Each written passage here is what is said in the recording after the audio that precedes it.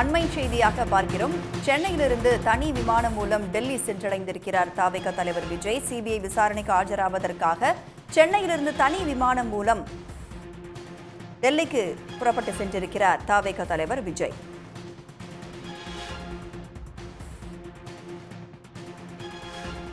கூடுதல் விவரங்களோடு சிறப்பு செய்தியாளர் ராமகிருஷ்ணன் நம்மோடு இணைந்திருக்கிறார். ராமகிருஷ்ணன், தற்பொழுது டெல்லிக்கு சென்றடைந்திருக்கிறார் தாவேகா தலைவர் விஜய். தாவேகா நிர்வாகிகளும் உடன் வந்திருக்கிறாங்களா?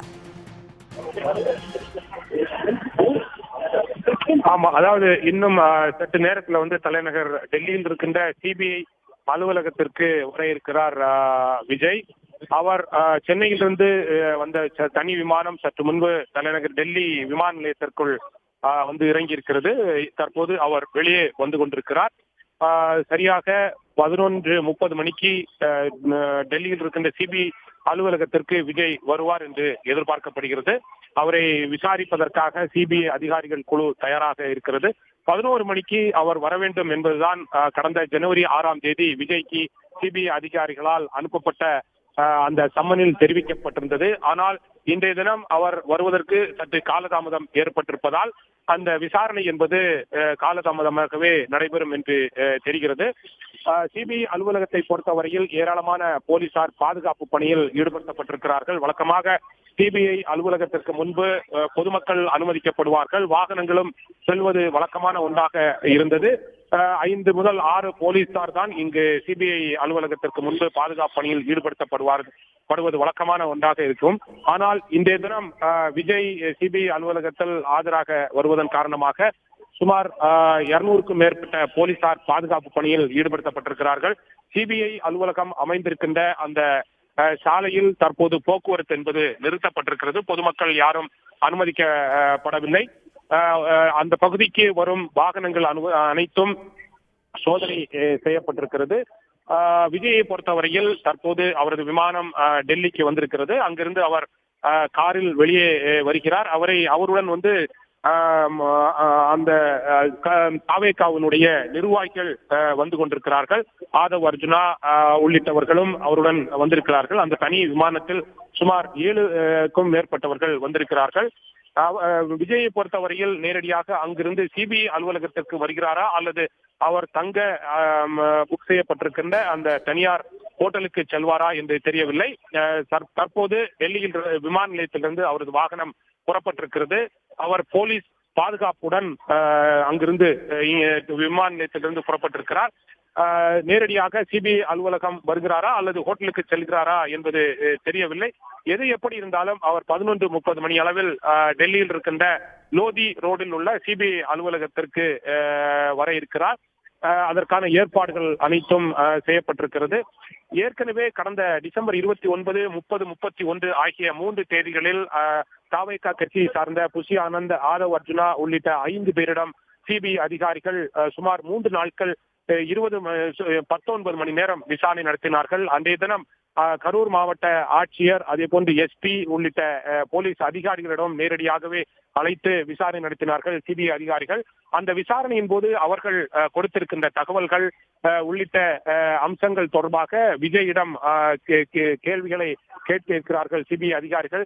விஜய்க்கு எதிராக வழக்கு பதிவு செய்யப்படாவிட்டாலும் விஜயை பொறுத்தவரையில் அவர் ஒரு சாட்சியம் ஆகத்தான் சேர்க்கப்பட்டிருக்கிறார். சாட்சிக்காகத்தான் அவர் அழைக்கப்பட்டு விசாரணை நடத்துவதற்கு சிபிஐ அதிகாரிகள் முடிவு செய்துதான் சம்மன் அனுப்பப்பட்டிருந்தது.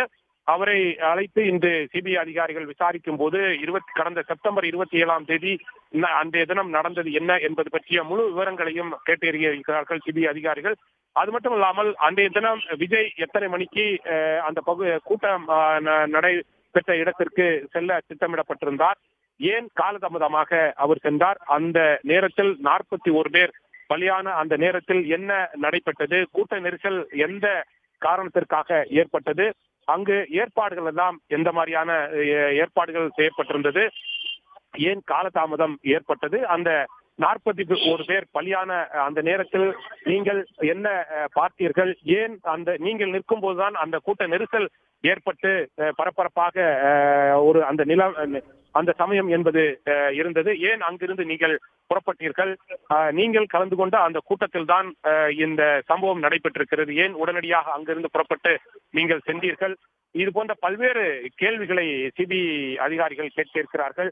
இந்த கேள்விகளுக்கெல்லாம் விஜய் எவ்வாறு பதிலளிக்க போகிறார்?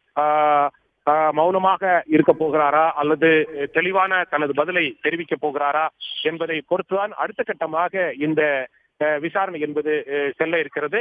இன்று மட்டும் விஜய் விசாரணைக்காக சிபிஐ அதிகாரிகள் அழைத்தார்களா அல்லது இன்று நாளையும் இந்த விசாரணை தொடருமா என்பது இன்று மாலைதான் தெரிய வரும். விஜயை பொறுத்தவரையில் எப்படியாவது இன்று சிபிஐ அலுவலகத்திற்கு வந்து அந்த தனது கருத்துக்களை தெரிவித்துவிட்டு உடனடியாக செல்ல வேண்டும் என்பதுதான் அவரது திட்டமாக இருக்கிறது.